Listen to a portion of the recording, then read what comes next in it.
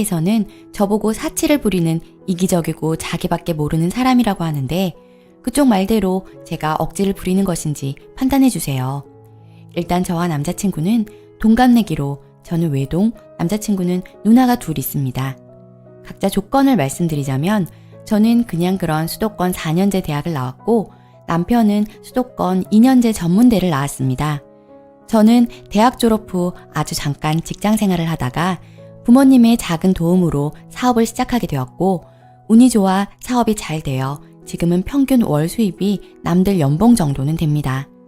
지금 고가는 아니나 외제차를 보유 중이고 거의 6억 정도 되는 아파트를 소유 중입니다. 남자친구는 대학 졸업 후 전공과 관련 없는 곳에 취업해 직장 생활을 하고 있으며 수입은 월 180에서 200 정도 됩니다. 참고로 남자친구와는 제가 취직을 하기 전에 만났습니다. 차는 없고 모아둔 돈은 2천만 원 정도 되는 걸로 알고 있습니다. 각자 집안은 그저 그렇지만 우리 집은 제가 수입이 좋아짐에 따라 형편이 많이 좋아졌습니다. 저는 부모님께 월 한 400, 500 정도의 생활비를 드리고 있고 남자친구는 본인 적금 외에 가끔 일이 있을 때만 용돈을 드립니다. 상견례는 이미 했고 저희 아버지 아직 일 다니시는데 지병이 있으셔서 거동이 좀 불편하십니다. 저는 결혼 생각이 그다지 없었으나 남자친구의 결혼 추진과 외동이다 보니 부모님 생각을 안 할 수 없고 저 자신 또한 싱글에 대한 확고한 자신이 없어 결심했습니다. 사실 남자친구는 결혼하기에 좋은 사람은 아니나 저와 부모님께 잘하고 본인이 모르는 게 많아 제 뜻대로 움직여주는 것도 있고 조건 차이가 나기 때문에 시댁의 간섭을 덜 받지 않을까 해서 고심 끝에 결혼 승낙했습니다. 결혼 후 집안일은 일주일에 2-3번 도우미를 쓰는 것으로 하고 그 외에는 반반씩 나눠 하기로 했습니다. 나중에 아이가 생긴다면 아마 남자친구가 일을 그만두고 전업주부를 하게 될 것 같습니다. 그러나 결혼 준비를 하면서 여러 문제가 발생했는데 첫째로 제가 5억이 넘는 33평 정도의 아파트를 해가는데 연애 초 남자친구가 아들이니 집에서 집은 해가야 하지 않겠느냐며 어느 정도 도와주시겠다는 말을 했습니다. 그래서 제가 아파트를 해가니 인테리어와 혼수를 남편이 했으면 좋겠다고 대략 1억 정도 예상된다고 했더니 예비시댁에서 인테리어와 혼수를 하는데 무슨 돈을 그렇게 많이 들이느냐며 난리가 났습니다. 그래서 아파트 인테리어 견적과 가구, 가전제품 알아본 견적을 알려드렸더니 인테리어를 너무 고급으로 한다. 가전제품을 왜 무조건 비싼 걸로만 사려 하느냐 하면서 남들 하는 만큼만 하라고 합니다. 저는 어차피 집을 1-2년 살 것도 아닌데 처음 들어갈 때 마음에 드는 인테리어에 가전제품 역시 한번 사면 10년은 쓸 텐데 기능 좋은 제품을 사고 싶습니다. 제가 외국 브랜드나 엄청나게 고가의 제품을 말하는 것도 아니고 국내 상표의 신형 제품을 사고 싶다는데 그게 왜 문제인지 모르겠습니다. 또 그릇은 평소에 쓰는 건 그냥 튼튼한 중저가의 제품을 쓰고 손님 오실 때를 생각해서 유명 상표의 제품을 사겠다고 했더니 그냥 디자인 괜찮은 저렴한 걸 사면 되는데 왜 굳이 그걸 사냐며 예비 시어머니의 결혼한 시누이 둘이 세상 물정 모른다며 뭐라 하더군요. 저 그렇게 세상 물정 모르지도 않고 집안일 잘합니다. 왜 제가 쓸 물건들에 이래라 저래라 하는지 이해를 못하겠습니다. 인테리어를 부담하라고 하면 명의를 공동명의로 하라는데 제가 해가는 돈의 5분의 1도 안 되는데 공동명의를 운운하는 게 어이없어 그건 안 된다 했더니 그러면 남친 적금까지 합쳐 1억을 해줄 테니 1억짜리 아파트 전세로 들어가라는데 왜 굳이 남의 집에 전세로 들어가야 하는지 용납이 안 됩니다. 제가 아예 없는 집에 요구를 하는 것도 아니고 제가 사업하기 전 남자가 집을 해가야 한다면서 소형 아파트 전세 정도는 해주겠다 말씀하시던 분들이 왜 지금은 그만큼 못 해주겠다는 건지 저는 이해를 못하겠습니다. 둘째로 결혼 후 양가 용돈 문제입니다. 저는 지금 부모님께 월 500 정도를 드리고 있는데 그렇게 드려도 적금하고 제가 쓰는 생활비가 충분히 쓰고도 남습니다. 지금 남자친구는 부모님께 매달 따로 용돈이나 생활비를 드리지 않는데 결혼 후 저의 부모님 생활비를 줄이는 것도 그렇고 드려도 별 타격이 없어 그대로 유지를 하고 시댁에 매달 50만 원씩 용돈을 드리겠다 했더니 시댁이 난리가 났습니다. 어디 친정에 그렇게 돈을 갖다 주느냐면서 시댁은 50 주면서 친정에 500 주는 집이 어딨냐며 금액을 똑같이 50 주던가 친정에 100씩 주는 것도 많이 준다면서 그 이상은 안 된다며 반대입니다. 그리고 결혼했으면 그 가정에 몰빵하고 뭐든지 합의해서 해야지 왜 내 맘대로 하려 하냐며. 제가 봤을 땐 남자친구 쪽이 더 자기 쪽 원하는 대로 하려 하는 것 같은데 이 얘긴 뒤에 하겠습니다. 저로선 원래 그렇게 들여왔고 당연히 결혼하면 서로 합의로 상의해서 결정해야 하는 게 맞긴 한데 남자친구와 저의 수입 차이가 20배가 넘는 데다가 제 수입이 많다 보니 그렇게 들여도 타격이 없습니다. 솔직히 말하면 남자친구가 버는 돈은 있으나 마나입니다. 본인도 본인이 미래도 없고 집안일에 더 소질이 있는 것 같다며 주부하겠다는 건데 제가 사업을 하지 않고 계속 직장 생활을 해서 남자친구와 비슷하게 벌었다면 당연히 양가에 그렇게 못합니다. 비슷한 여자와 결혼하면 그 50만 원도 못 받으실 텐데 이런 생각이 들면서 짜증나네요. 셋째, 집안 행사 문제입니다. 우리 집은 가족 행사가 거의 없습니다. 부모님 2분 생일과 가족 외식 외에는 자주 모이지 않습니다. 제가 사업으로 바쁜 것도 있고요. 그런데 남자친구 쪽은 모든 가족 생일마다 모여서 식사하고 그 외에도 자주 모입니다. 그래서 이제까지 그랬던 것처럼 가족끼리 자주 모이고 당연히 제사와 명절에 꼭 와야 한다는데 그게 왜 당연한지 모르겠습니다. 결혼 정해지고 인사 갔을 때 가족분들 다 처음 봤는데 누나들 첫인상이 너무 좋지 않았습니다. 큰 누나는 그냥 아무 말 안 하고 관찰하듯이 계속 보고 작은 누나는 조사하듯이 계속 물어보는데 너무 무례했어요. 남자친구 부모님은 나쁘지 않았는데 결혼 준비하며 어머니 누나들이랑 너무 부딪혔습니다. 우리 집에서 자주 보자고 해도 부담스러운데 시댁과의 잦은 만남? 잘해주는 것도 아닌데 생각만 해도 부담스럽습니다. 한 달에 2번 이상은 봐야 하는데 바쁜데 그럴 시간에 쉬거나 둘만 시간 보내고 싶습니다. 제사에도 본인 집안 재산이 일을 해야 한다면 바쁜 저보다 지금이나 전업후회나 시간 많은 남자친구가 본인 집안일에 본인이 가서 일하는 게 맞다고 생각합니다. 가족 모임 역시 한 달에 한 번 모이고 부모님 생신 때 모여 밥 먹는 걸로 하자 했더니 얘기를 듣고 남자친구는 그게 가족이냐며 이해를 못하고 그쪽에서도 어디 며느리 내버려두고 아들이 와서 제사 준비하는 게 말이 되냐. 가족끼리 자주 만나서 모이면 좋은데 왜 이렇게 이기적이냐며 남친 어머니의 누나들까지 돌아가며 전화해서 뭐라고 하더군요. 남친 누나들 시댁에 자주 가는 것 같지도 않고 친정은 엄청나게 자주 와요. 지들이나 잘하지. 자기들은 시댁에 그렇게 안 하면서 저보고 하라는 게 너무 기가 차네요. 그 외에도 의견 차이도 있고 남자친구나 예비 시댁이나 너무 짜증나요. 어차피 결혼 생각도 크게 없었던 데다가 남자친구 조건이 좋지 않아도 착한 것만 보고 하려 했는데 착한 게 아니네요. 바보같이 보여요. 이제 결혼할 마음도 사라지고 짜증만 남아서 파혼할까 생각 정리 중인데 하도 저보고 혼자 자라서 이기적이라니까 많은 분들께 여쭙고 싶어서요. 제가 진짜 이기적인 건가요? 후기. 제가 너무 압축해서 글을 썼나 봅니다. 오해하시는 부분을 다시 말씀드리자면 일단 수입이나 현재 재산을 뺀다면 저도 조건이 엄청나게 좋은 건 아닙니다. 그저 그런 수도권 4년제를 나와서 평범한 사람이었는데 작게 시작한 사업이 좋은 분들을 많이 만나게 되고 좋은 기회를 잡으면서 이렇게 됐네요. 저희 부모님께서는 2분 다 몸이 안 좋으십니다. 아버지는 지병 때문에 거동이 조금 불편하세요. 그래서 부모님께 잘하는 남자친구 모습이 좋게 보였던 것도 있고요. 남자친구가 평소 하자는 대로 다 하고 맞춰주는 것도 있고 무엇보다 사업이 잘 되면서 일이 너무 바쁜데 남자친구가 집안일이나 내조를 잘하겠다 해서 조건 차이가 나니 시댁 눈치를 안 보고 내가 하고 싶은 대로 하고 살 수 있지 않을까 해서 결혼 진행하게 된 겁니다. 생각하시는 것처럼 남자친구가 계산적이거나 여우 같거나 그런 건 아니고요. 남자친구의 경우 그냥 초긍정적이고 눈치가 없고 그냥 머리가 텅텅이에요. 이러면 도대체 어디가 좋아서 만났느냐고 하실 텐데 잘생겼고 자격지심 안 부리고 제 말 잘 들어요. 흔히 말하는 백짐이요. 답답할 때도 많긴 한데 뭘 알려주면 우와 하면서 저를 최고로 아는 그 모습이 좋았던 것 같아요. 누가 사업체 뺏는 거 아니냐, 남자친구가 같이 하길 원하는 거 아니냐 했는데 남친 머리 안 좋아서 못해요. 그럴 주제가 못 돼요. 그걸 본인도 알고 그 가족들도 알아요. 그래서 안심한 것도 있어요. 다른 문제 신경 안 써도 될 것 같아서요. 사업하기 전이나 지금이나 다른 게 없어요. 명의 얘기나 용돈 얘기도 남자친구는 별말 안 해요. 그 얘기 나왔을 때도 남자친구는 자기 집에 엄마 우리는 이제 땡땡이가 하란 대로 다 해야 돼. 땡땡이가 하잔 대로 해서 안 되는 거 없어. 나는 평생 오늘 땡땡이 만나는데 다 썼어. 이렇게 말해요.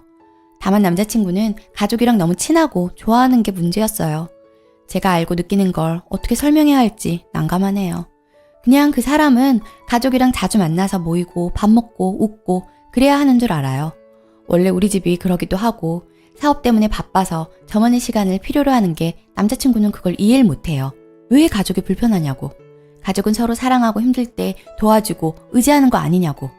남자친구는 이 부분에서 제가 이기적이라고 하는 겁니다. 그쪽 집안이 막장 집안까지는 아닙니다. 막다구니 쓰며 돈 달라고 그러진 않고요. 아껴서 저축이나 재산 불리기에 더 쓰라는데 안 하고 있는 것도 아니고 제가 알아서 다 하고 있는데 간섭하는 게 문제예요. 누나들이 너무 참견하고 저한테는 안 하는데 남자친구한테 제 욕하는 것도 짜증나고요. 그리고 제사나 집에 왔을 때 음식 만들 때 도와주고 설거지하는 정도로 최소한의 며느리 도리는 해야 한다는데 왜 그래야 하는지도 모르겠고요. 사이도 똑같이 한다면 모르겠는데 며느리한테만 그걸 바란다는 게 너무 어이가 없어요. 제가 할 이유도 없고요. 며느리 도리라는 게 도대체 뭔지 모르겠네요.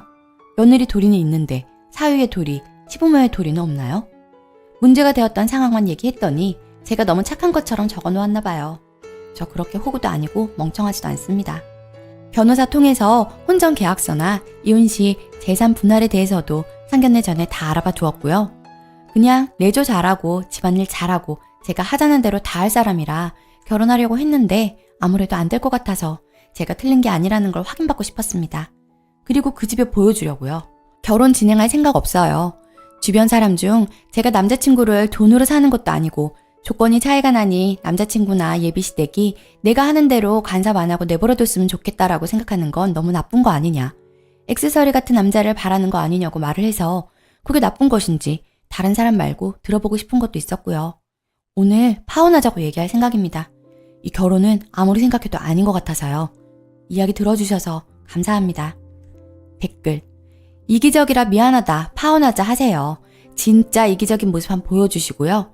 그리고 세상이 좀 그래요. 추잡하지만 부모님 생활비 주는 건 다른 남자 생겨도 말하지 마세요. 좋았던 사람들이 은근히 돈 보면 마음이 변한답니다. 두 번째 사연. 시어머니 용돈 몰래 뺏어 쓰던 시누이. 아작을 냈습니다. 결혼 8년차 아들 둘 키우는 맞벌이 아줌마입니다. 저희 시어머니 혼자서 남편이랑 시누 키웠어요. 고생 많이 하셨어요. 모르는 거 아닙니다. 이렇게 장성한 아들 보시며 얼마나 자랑스럽고 뜻깊으실까요? 네, 효도해야죠. 저희 맞벌이라서 둘이 월 800 정도 법니다. 300 적금 넣고 100 공과금 및 보험 넣고 100만 원으로 아이들 유치원비, 학원비 등등으로 사용하고 70만 원 시어머니 용돈하고 30만 원 신랑 용돈하고 친정 부모님 다행히 아직 젊으시고 일도 하시고 큰오빠가 모시고 살고 자식도 저 빼고 넷이나 더 있는지라 저희는 명절 생신 결혼기념일 때만 용돈하고 따로 생활비로 드리진 않습니다. 남은 200만 원으로 생활비 합니다. 시어머니 시장에서 고생하시면서 두 자식 키우시느라 몸 하나 편한 날 없고 이제 연세도 드시고 이곳저곳 매일 아픈 곳이 생깁니다. 그럼 병원 가셔라 말만 하는 게 아니라 결혼 안 한 노처녀 신우한테 돈 보내주고 병원 좀 모시고 가달라고 부탁하거나 한 달에 서너 번 반찬 싸들고 가서 병원비 하시라고 맛있는 거 사드시라고 조금씩 용돈 더 드립니다. 결혼 안 한 38살의 노처녀 신우는 한두 달 직장 나갔다 월급이 적네, 사람이 마음에 안 드네, 회사가 머네 이런저런 핑계대면서 직장만 10여 곳을 옮기고 지금은 석 달째 백수로 있고요. 하긴 이런 여자 누가 데려가나 싶네요. 노처녀인 게 당연한 것을. 시어머니 매번 저한테 전화와서 어디가 아프네, 여기가 쑤시네 하시고 뭐가 먹고 싶네, 뭐가 당기네, 칼칼한 게 먹고 싶네 하십니다. 형님이랑 같이 병원 다녀오셔라, 사 먹고 오셔라, 돈 남아있나 물으면 용돈 드린 지 일주일도 안 되어서 없다 합니다. 200만 원으로 네 가족이 한 달을 쓰는데 어머님 혼자서 그 돈을 도대체 어디에 쓰시는 걸까요? 이게 몇 달을 반복하니 저희도 힘듭니다. 한번 어머님 집에 찾아가 통장을 확인해 보니까 기가 차네요. 용돈 입금해드리면 입금과 동시에 신우가 쏠락 빼가고 노령연금 들어오면 쏠락 빼가고 어머님께 현금으로 쥐어드리는 돈마저 저 가고 나면 쏠락 빼가고 있었습니다.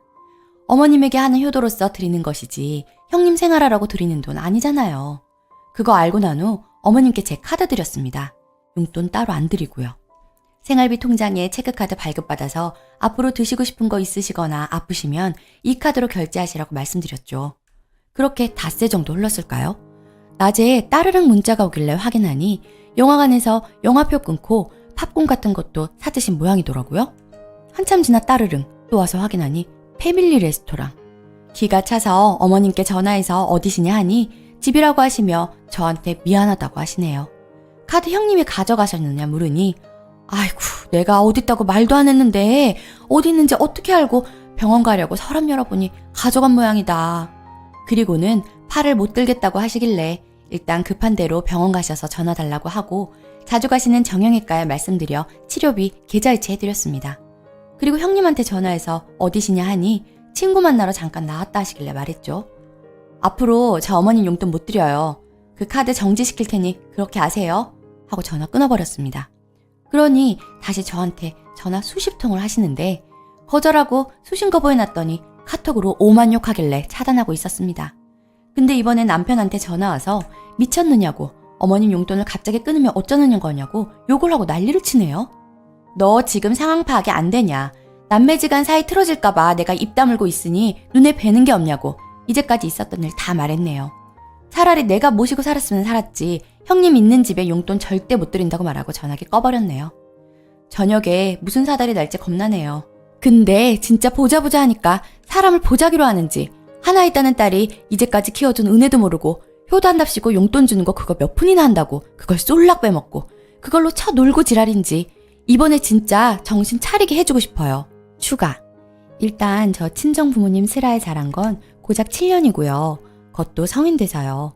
막내로 태어나서 부모님도 사정이 있었겠지만 거의 갓난쟁이 때부터 할머니가 키워주셨어요. 결혼하고 2년 정도 후에 할머니 돌아가셨지만 결혼하고 저희가 할머니 모시고 살았고 할머니 용돈 남부럽지 않게 드리며 지냈어요. 낳아준 정 잘 모르겠고 키워준 정 때문에 할머니께 효도한 거고요. 뭐 사정 다 얘기할 필요 없고 형제들도 능력 있고 잘 모시고 계시고 다른 언니 오빠들한테는 결혼할 때 몇 억씩 척척 해주면서 저 결혼할 때 신랑 가정환경 때문에 반대하시며 땡전 한 푼 안 해주셨고 대학 등록금 한 번 받고 나머지는 학자금 대출 아르바이트 하면서 제가 낸 거라 굳이 용돈 드려야겠다는 생각 안 했어요. 뭐 언니 오빠들이 알아서 잘하고 있으니까요. 반면 울 시어머니요. 연민일 수도 있는데 연세가 꽤 되세요. 보면 울 할머니 생각나요. 그래서 더 잘 해드리려고 하는 거고 없는 형편, 없는 돈으로 진짜 몸 바쳐 일하시면서 아들 키우신 분이세요. 항상 죄인처럼 사시는 분이라 더 마음 가고 더 해드리고 싶은 게 맞아요. 개천에서 용났다는 말은 용은 아니지만 그래도 뱀은 될 정도로 신랑 장성했어요. 아직은 남한테 떵떵거리며 돈 뿌리고 살만한 형편은 못 되지만요. 어제 남편 퇴근하고 들어와 설명해보라고 누나가 뭘 어떻게 했느냐는 거냐고 못 믿는 눈치입니다. 날 믿든 형님을 믿든 내 자유지만 난 본 거 그대로 말하는 거니 잘 들어라 하고 다시 제대로 처음부터 끝까지 다 얘기해줬어요. 용돈을 줄여볼까? 하면서 이야기를 꺼내길래 줄인다고 뭐가 달라지겠느냐고 했어요. 나는 그냥 여기서 손을 떼겠다 해버렸네요. 이미 드린 용돈에서 더 챙겨드리고 반찬 해다 드리고 했는데 그게 아무 소용도 없게 됐다고.